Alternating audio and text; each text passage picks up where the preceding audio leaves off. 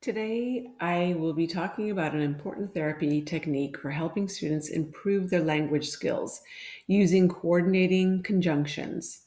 The area of focus I will address is syntax, the rules that govern sentence structure. Syntax is a fundamental aspect of language that allows us to form clear and grammatically correct sentences. In speech therapy, we focus on helping our students use syntax effectively in both speaking and writing. This includes skills like combining words to express thoughts clearly, understanding how to place words correctly in a sentence, sequencing ideas so they make sense to others, answering questions appropriately, and producing sentences that are grammatically correct. One effective way to work on syntax is through sentence combining. This technique can significantly improve both oral language and writing skills by helping students create longer, more complex sentences from simple ones. Today, I'm going to focus on one specific type of sentence combining, using coordinating conjunctions.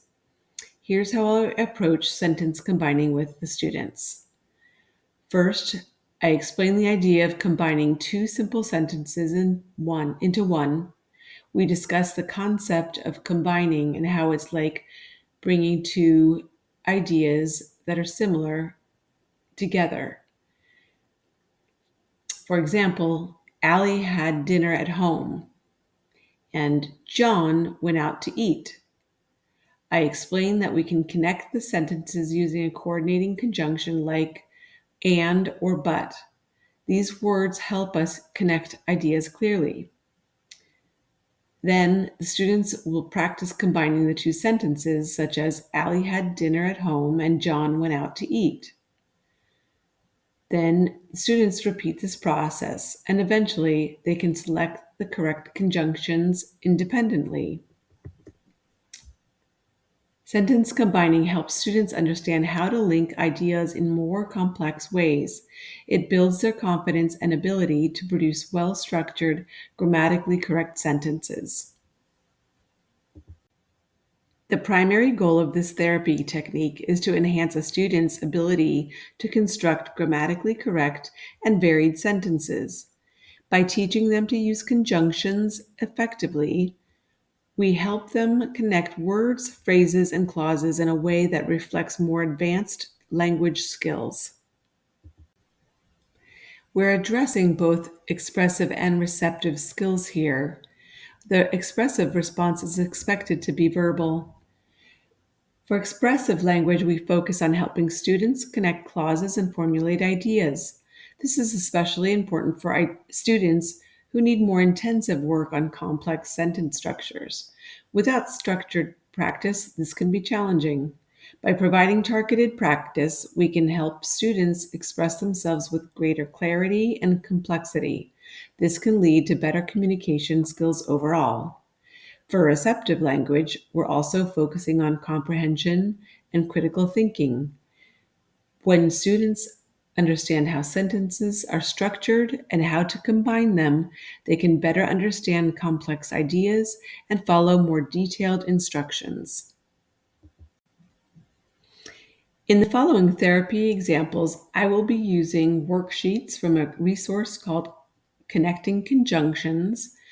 Visual aids used will be a couple of markers and a pencil, and pencils or pens for writing responses on the worksheets and for data collection. All right, so Renee, today we're going to talk about conjunctions, and conjunctions are words that can connect two different phrases or sentences with the word and. So and is a conjunction, and I'm going to give you an example of how we do that. So if I said, on the table there is a marker, on the table there is a pencil. So we can combine those two ideas because they share similarities by saying, on the table there is a marker and a pencil. Okay, so what we're going to do is start by using some sentences. Tom is tall, Wendy is tall. How can we connect those two? Tom, Wendy are tall. Okay, so we would need to connect Tom and Wendy because those are two separate people. But they're doing the same thing. They're both tall, Okay, right? So we would say Tom and Wendy are tall. okay. Okay, so let's try another one. So Bob was singing, Bob was dancing. So we can connect these by saying Bob was singing and Bob was dancing, or we don't have to repeat that Bob was doing it in both ideas. We can say Bob was singing and dancing, okay? So let's try this one. I like the car, I like the boat. How could we combine that into one sentence? I like the car and I like the boat. Good.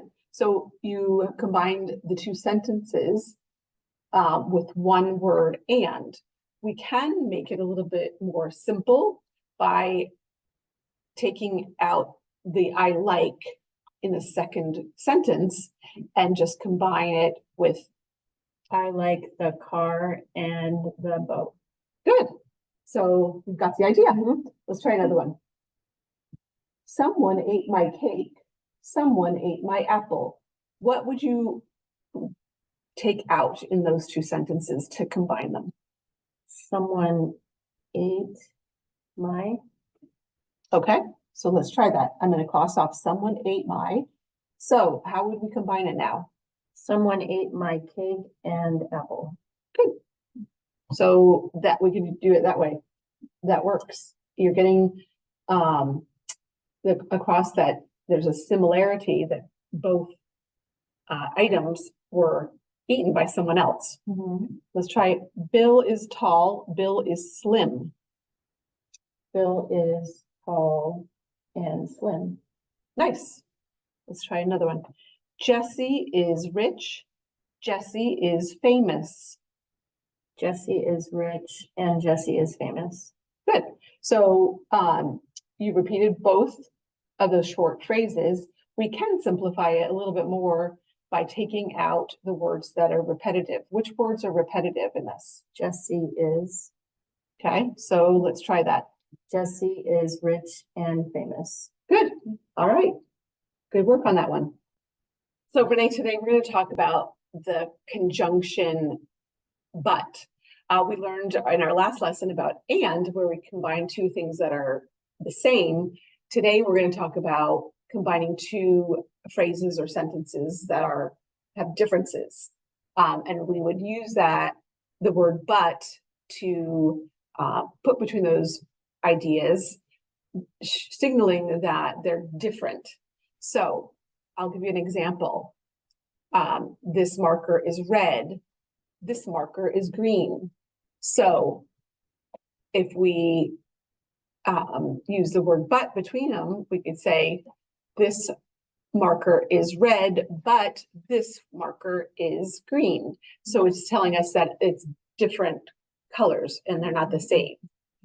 So what we're going to do is start with a couple sentences that I'd like you to try. I like swimming. I do not like surfing. So how could you combine those two with the word but? But I like swimming. I do not like surfing. Okay, so you use the word but at the beginning. What we need to do is use the word in the middle of the two ideas instead. Okay. So let's try it again, but start with I like swimming and then add the word but. I like swimming, but I do not like surfing. Good. So now you have expressed the idea that there's two differences in one sentence. We can combine those two and make it a little bit more simplified by taking out some extra words that are being repeated. So what words here are being repeated? Like, okay, I, okay. So anything else that we need to? Nope, I don't think so, right? So So go ahead and start and try to combine them now with the words that we haven't crossed out. I like swimming, but do not surfing. Okay, does that make sense? No, So what else, what other word do we need to take out? do. Okay. So let's try that again. I like swimming, but not surfing. Nice. Does that Mhm. get our idea across, but Mhm. simplify it? Good. Mhm. Let's try, I went swimming, Karen didn't go swimming, or Karen did not go swimming. Let's rewrite that. Karen did not go swimming. We can use either sentence. So let's try that. I went swimming, but Karen did not go swimming. Good. So you've combined the two and it makes sense. We can eliminate some of the repetitive words.